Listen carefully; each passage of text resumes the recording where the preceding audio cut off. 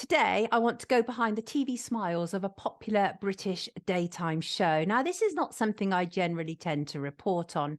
Generally, I view this sort of thing as showbiz nonsense and not worthy of time or attention because, as we all know, celebrity gossip is often used to distract us from the important things in this world. But there's something different at play here, and I'm going to tell you why it matters and is so much more than mere superficial celebrity tittle tattle. I'm talking about British TV's popular mid-morning show This Morning, which airs on the ITV network Monday to Friday and is primarily presented by Holly and Philip, often called TV's golden couple. Now, love it or loathe it, This Morning has for decades been influential on our culture and on our society, and I'm in no doubt that they have pushed through a few extremely troubling agendas, which we will look at later. The fact is, This Morning is far from light entertainment with twee, salt of the earth presenters, but dark propaganda and the dangerous influencing of a significant demographic. You may notice there's a lot of talk in the British press at the moment about Holly and Phil and the suggestion that the golden couple are about to split. For well over a decade, the pair have presented a number of high-profile TV shows, but they are primarily known for This Morning. Now, I happen to know something about this pair and some of the gossip that is surrounding them, having spent nearly 2 decades contributing to ITV daytime shows, including and mostly This Morning. Just to be clear, I'm not claiming to be an insider as such, because in order to have got that far, I would have had to have agreed to go along with the show's agendas, which I ultimately refused to do, which I will explain in more detail later. These are my thoughts after appearing on and off the show over 2 decades. My first appearance was around 2003. It was about me being a single parent and the work I was doing to really hold the child support agency to account and how they were failing single parents. Then, from about 2005 until about 2009, I continued to be on the show as a regular debater. I contributed to dozens of This Morning debates, at one stage sometimes as much as twice a week. I did so many that researchers on the show joked that I should be on staff. So I'm not someone who just went on once and think they know it all, but someone who went on regularly over the years and with different presenters, and I am still receiving information about what goes on there, and after my final show appearance in 2009. More about which later. So let us address what is currently going on and why any of this should matter.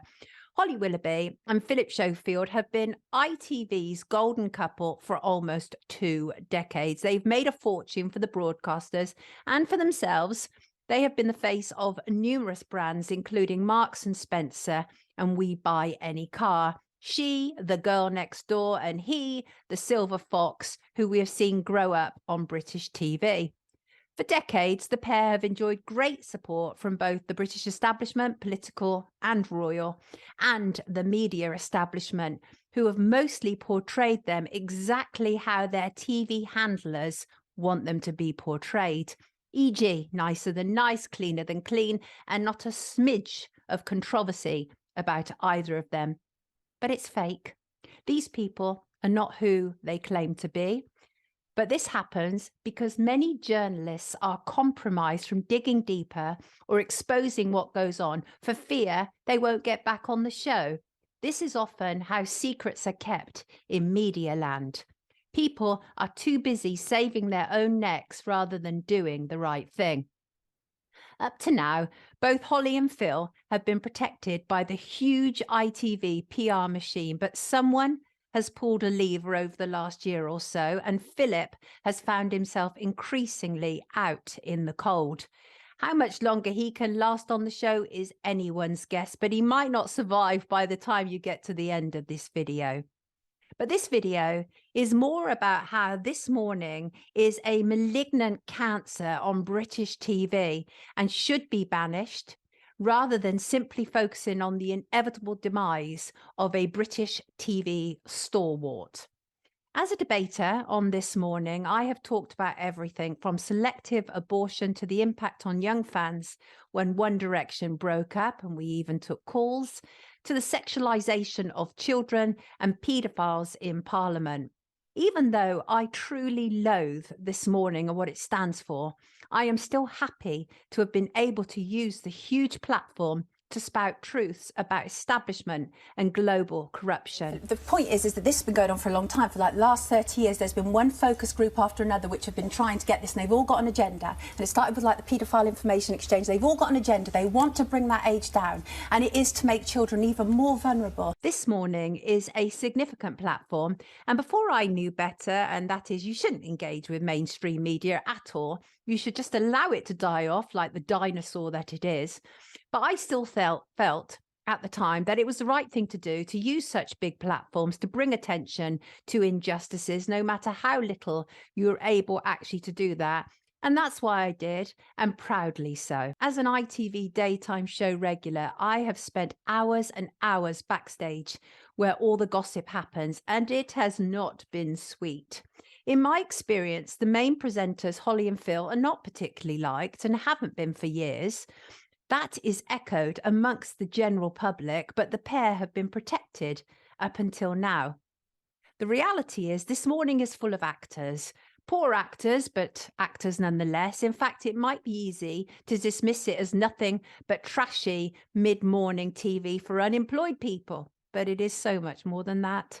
And the powers that be know it and utilize it well. This cozy, harmless golden couple were, for many years, decent enough friends. Plenty of drunken award ceremonies and even a holiday together.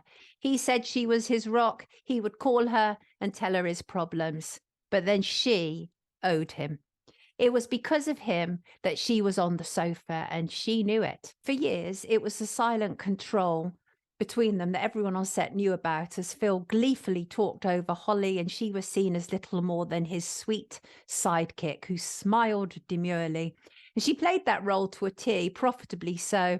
I've met her a few times, and she's not the person off screen as she is on it. In fact, let me share a piece of backstage gossip that was said to me a few years ago. I was in the makeup chair being beautified, ready to debate something or other, and the makeup artist knew me well, and she had done my makeup many times for various TV shows. The conversation got around to Holly and Phil, and the artist said to me that she had been at This Morning for years, and every time she passed Holly in corridors, Holly would look away and press her face into the wall, was the way that the makeup artist described it to me, rather than say hello. I said to the makeup artist, "Do you think it's because she's shy?" And the makeup artist said, "No, it's because she's up herself and she thinks she's better than the rest of us." That's one story about Holly Willoughby, who loves to play the be kind, down-to-earth girl next door card. The reality is Miss Sunshine's real self is not quite how she and her handlers would want you to see her. Being Miss Sunshine pays lots of bills for lots of people. Another This Morning backstager told me that Philip had ruled the roost for years, and it was because of him that Holly was there in the first place. That is just a well-known fact.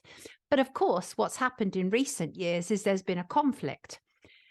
Anyway, I was also told that young, pretty Holly fed the ego of significantly older Philip. Holly was frequently described as Phil's arm candy. And she absolutely was considered to be pretty and dumb and ultra compliant. And let's be honest, that's what she has been. And he has as well, of course.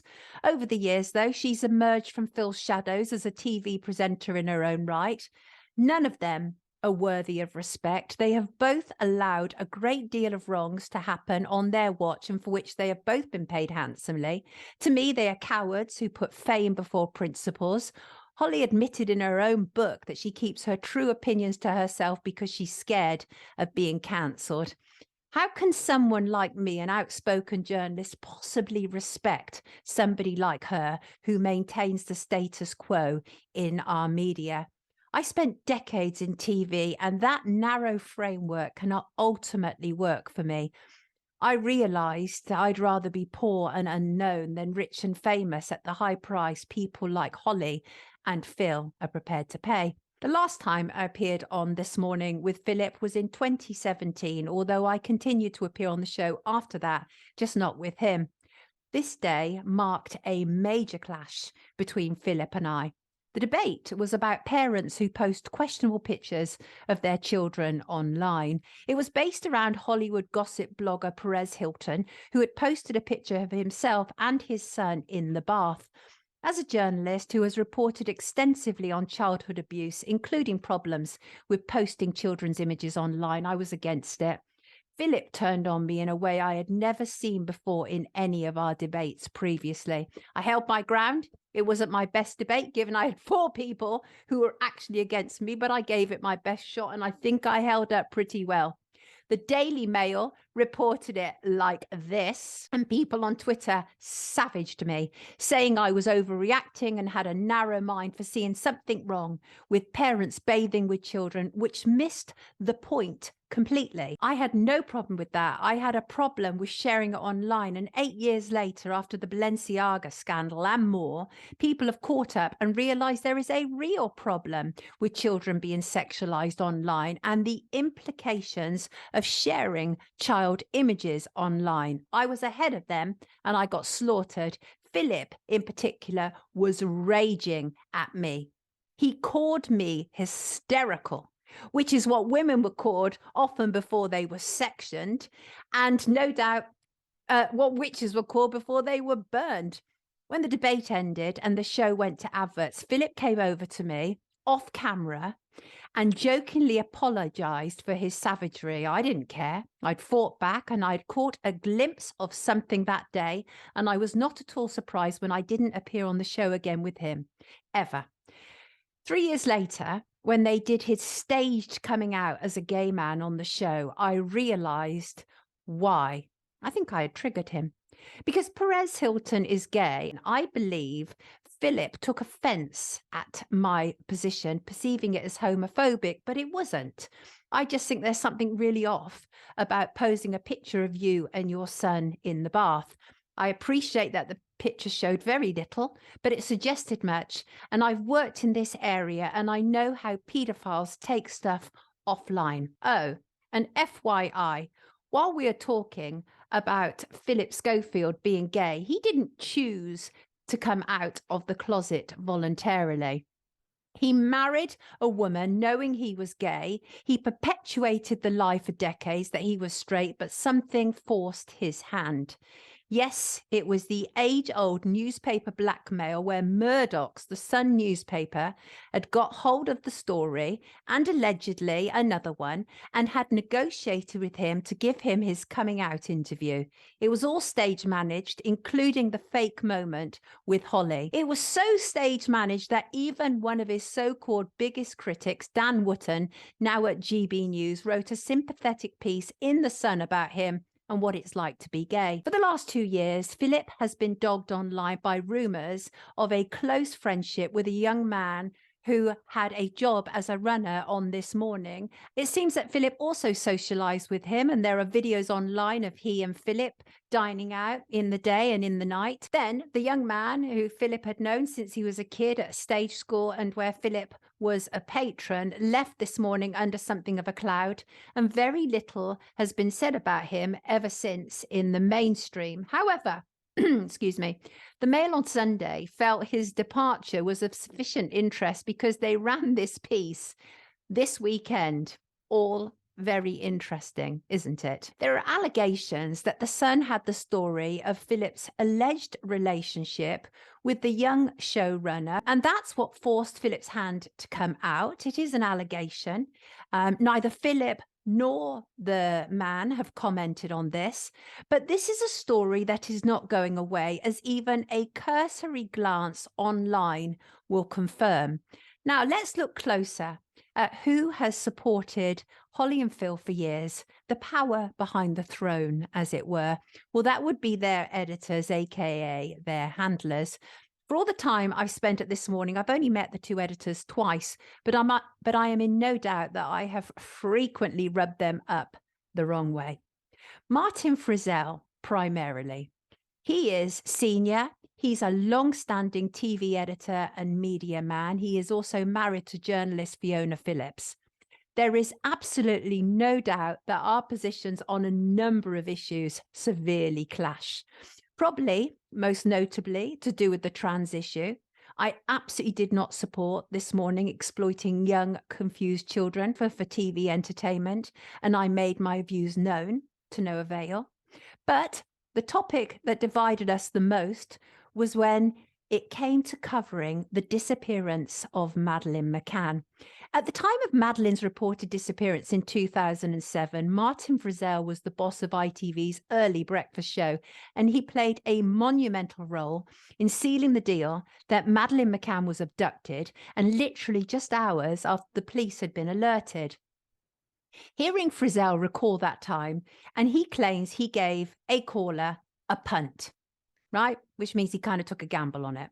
That caller was a friend of the McCanns who claimed that 3-year-old Madeleine had been kidnapped while on holiday in Portugal. They're just having to wait till people help them. They've been looking themselves. They walked along the hedgerows and they've been out shouting, but there's nothing else they can do unless they get support from the police over there or the police here. Now, I've made 2 documentaries about Madeleine McCann, and I can categorically tell you there is no evidence that little Madeleine was abducted. Nonetheless, over the years, This Morning and Frizzell have heavily promoted the abduction theory, either by having the McCanns on the sofa or a stream of people who have promoted the abduction narrative. They went in hard and heavy, pushing the idea that Christian Bruckner, the German patsy, had stolen Madeleine McCann, as if. As a regular contributor, I suggested many times to researchers and producers that they should allow me to address the Madeleine McCann situation differently, but it was no every time. I even wrote directly to the CEO of ITV to ask if the broadcaster had an agreement only to cover the abduction. It was denied, but the reality was Kate and Jerry McCann were friendly with Martin Frizzell and his wife. Kate and Fiona were ambassadors for the charity Missing People. Now, try not to laugh at the irony of a mother going on holiday with 3 children, coming back with 2, and then being given a high-profile role at a missing person charity. I digress. The reality is, I would go so far as to say Martin Frizzell is one of the most influential media people who have pushed the Madeleine McCann abduction narrative. He also made his own documentary, totally supporting the abduction line for Channel 5. So my last appearance on This Morning was as possibly sparky as I would expect an exit to be. I had already pushed many buttons at This Morning, but the final straw was when I went against the beloved LGBTQ agenda that was being heavily promoted at This Morning, and told millions of people the truth about what was going on with transgenderism and how lesbians were being pressurized to sleep with straight men who claimed to be lesbians. It was known as the cotton ceiling, and I told viewers to Google it. The age of homophobia. Now more than ever, people need to stand up for their rights. Well, I couldn't agree more with what you've just said, Melissa. We are not past the age of homophobia. And in fact, the LGBT movement at this moment in time is homophobic itself. I don't need to tell you about the movement. What do you mean? What do you mean? I'll explain more. First of all, I would like everybody to Google what cotton ceiling means, and then cotton ceiling, and then I would like to talk about the campaign of Get the L Out. Are you familiar with that? And that is where lesbians are actually demonstrating because they are feeling very much bullied and victimised by LGBT lobby groups such as Stonewall. Pride, for one example, had lesbians removed on Saturday from the Swansea parade simply for saying that they are only attracted to same sex. Well, that day marked my last appearance, and I have never regretted it. But it caused a massive stir at the time. I was reported to Ofcom, I was reported to ITV bosses. You know, the thing is, primarily TV debates are akin to 2 minutes of hate from 1984. People get to jump up and down and shout about an issue that has been picked by editors. That day, I broke the code, and I have never, ever regretted it. It was a Maybank holiday. I was there to discuss Marks and Spencer creating sandwiches for the LGBT cause, and I just thought, sod it. I'm not doing this PR tripe. I'm going for it, and I did. prior to the show, I had an unpleasant conversation with Frizzell, who I'd met in the green room when he was getting some breakfast. We both knew we couldn't stand each other, but we attempted to chat about it being a bank holiday and us working, blah, blah, blah. But you could have cut the atmosphere with a knife. I don't know, maybe that contributed to what happened next. But once I got on set, I tore up that script with a vengeance.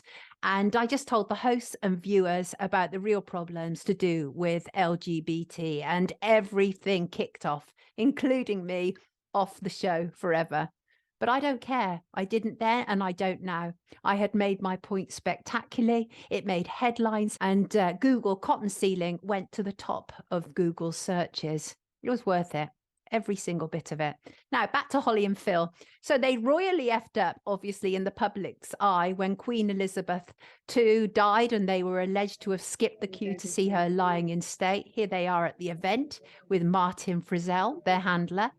They denied queue jumping, but the damage was done. The fact is, the British public are sick of them and have seen through their nicey nonsense. So Philip started losing his advertising deals, including his big ones for cars, and then came a more damaging blow to his carefully curated image when his close brother was convicted on child sex abuse charges this year, 2023. Philip had remained close to him, but on hearing the sentencing, he announced he no longer had a brother.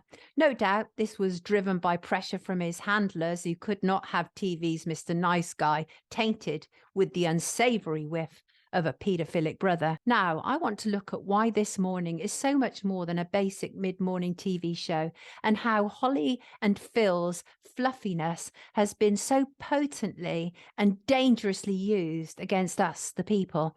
Holly and Phil were absolute supporters of the COVID narrative. They didn't dissent from it once. In fact, here they are looking particularly pathetic, pretending to be social distancing on set. There were other times when they were social distancing on set and people couldn't understand why in the morning they were social distancing on set, but in the afternoon they were sat together at Wimbledon or at other social events. Well, because it's all a show. It's all a show, literally a show. Sadly, it was a series of unforgivable performances from them, including Holly being a major jab pusher. She even went so far as to turn it into a big sentimental moment when she had hers, saying, and I quote, "It's quite an emotional experience. I think because you've been talking about it for so long and then you go in there and it's everybody around you, there's a real atmosphere that we're all finally getting that vaccination that we've wanted, and you're sort of on the road to being completely safe and protected." So yeah, it was amazing. And Philip, who had also had his vaccine, sort of echoed Holly's words and joked, "You're in and you're out," before Holly laughed, "and you shake it all about." How deplorable of them to make something that we all know now is coming to the surface that is not quite as it's been portrayed. I should just say that This Morning also allowed a further shocking amount of vaccine misinformation to be said on air with no challenge. This particular outrageous misinformation from a doctor has still not been corrected. It's been reported to Ofcom, the regulator, a number of times, but no action has been taken. Funny that. Have a listen. Well, what's really excellent is, and it's a statistic that I think should be shouted from the rooftops, is that after 12 days from the first vaccination of the AstraZeneca vaccine, you are 100% effective against hospitalization and death. So, you know, those are the statistics we need to be hearing. Why haven't we heard that before? Well, here I am. I mean, that is an excellent statistic, and I think it's one that does need to be shouted about. You know, Holly and Phil, they completely cozied up to the British establishment, like taking selfies with the reprehensible, compulsive liar Boris Johnson. They propped up royalty, both of them acting like royal sycophants who are clearly desperate for a gong. They've demonized the poor on their shows. They've pushed programs like Benefit Street, which I went on the show to debate the program, commissioner from Channel 4, about what they were doing, all while claiming to be so down to earth and like us. Please. As for some of This Morning's guests, don't get me started. Okay, do. Unquestionably, one of the most reprehensible guests that this morning has ever entertained was the man who murdered his child once this morning enabled her to be returned to him. Ben Butler's public relations, poor me, I'm the victim here appearance on This Morning, alongside his wife, helped his poor young daughter Ellie be returned to him against her wishes and that of her grandparents who were looking after Ellie. And then Ben Butler, the brute, went on to murder her. I will say, in my opinion, absolutely, This Morning 100% played a huge role in the public believing his story and enabling his murder of his child. Shocking stuff. In addition to that, ITV has repeatedly tried to rehabilitate extremely controversial and questionable former stars, using This Morning as the platform to do it. I think in particular, Michael Barrymore, who still has the death of Stuart Lubbock, who died in his pool under extremely disturbing circumstances, hanging over him. But he went on to This Morning to be rehabilitated. It didn't work because the public just aren't falling for this stuff. They want answers about Stuart, and they believe that Michael can supply them. And then there is something that I can't forget that This Morning did. In 2012, it finally looked like there was going to be some real movement regarding the allegations of paedophiles within the British establishment. Then Philip did something interesting. Here it is in my documentary, Paedophiles in Parliament. The autumn 2012 paedophile hunting climate intensified, and less than a week after the BBC's debacle, a presenter from a popular mid-morning TV show in the UK handed the Prime Minister, David Cameron, a list of alleged parliamentary You know paedophiles. the names on that piece of paper. Will you be speaking to those people? No, I think, Philip, this is really important, right? Because there is a danger, if we're not careful, that this can turn into a sort of witch hunt, particularly against people who are gay. And I'm worried about the sort of thing you're doing right now, giving me a list of names that you've taken off the internet. But this was not about homosexuality, but about child abuse, and Cameron conflating the two was not only an outdated stereotype, but also somewhat deceptive and misleading. It enabled the notion of a gay witch hunt in Parliament. For campaigners who had fought for years to have claims of establishment abuse listened to, Philip Schofield's action was welcomed as one way to break through the gatekeeping that surrounded allegations of parliamentary paedophiles. Others still were concerned that this would serve to put back the search for truth. Time would tell. Nonetheless, Philip Schofield and This Morning was rounded on and criticism came in swiftly. It was another presenter, Ruth Langsford, who was given the job of apologising on air. Unfortunately, there may have been a misjudged camera angle for a split second as I showed the Prime Minister some information I'd obtained from the internet. I asked for his reaction to give him the opportunity to make a point, which he very clearly made, about the dangers of any witch hunt. That's Philip's statement. ITV have also issued an apology. So who was this person who may have been momentarily identified as an alleged paedophile? Like Newsnight, it turned out it was Lord McAlpine again. Lord McAlpine sought and received damages from the BBC and ITV, even though neither had named or identified him. Further damages were received from a newspaper columnist and the wife of the Speaker of the House of Parliament, who had made a reference to McAlpine in a tweet. In a further move, his solicitor issued threats to Twitter users not to repeat claims. It was as clear an indication as any that those who made allegations and those who sought to highlight them would not be tolerated by wealthy and connected members of the British establishment. Well, I think we have the answer, don't we? TM played a significant role in the media being petrified to explore allegations of paedophiles within the British establishment, which is one of the reasons I decided to make my documentary back in 2018, because I was so frustrated at the lack of action around the allegations and the clear shutting down of rumours aided and abetted by members of the British press. So This Morning, a once powerful tool in the arsenal of the establishment's propaganda wars, a gluttony of overprivileged, overhyped and overprotected stars pretending to be something they are not. You know what? It looked like it was going to go on forever, but suddenly British viewers are waking up. And when the masks finally drop, I suspect the last thing Holly Willoughby and Philip Schofield and their handlers will be seen as will be the voice of British people. If Philip should leave now under a dark cloud, it's because this morning and Holly Willoughby have decided he's a liability they no longer can afford. Let us be clear here. This morning knew everything about Philip Schofield, and if there are skeletons to come out the closet, then they will also be found to be complicit. The downfall of this morning has started, and I, for one, am totally here for it. Have a great day.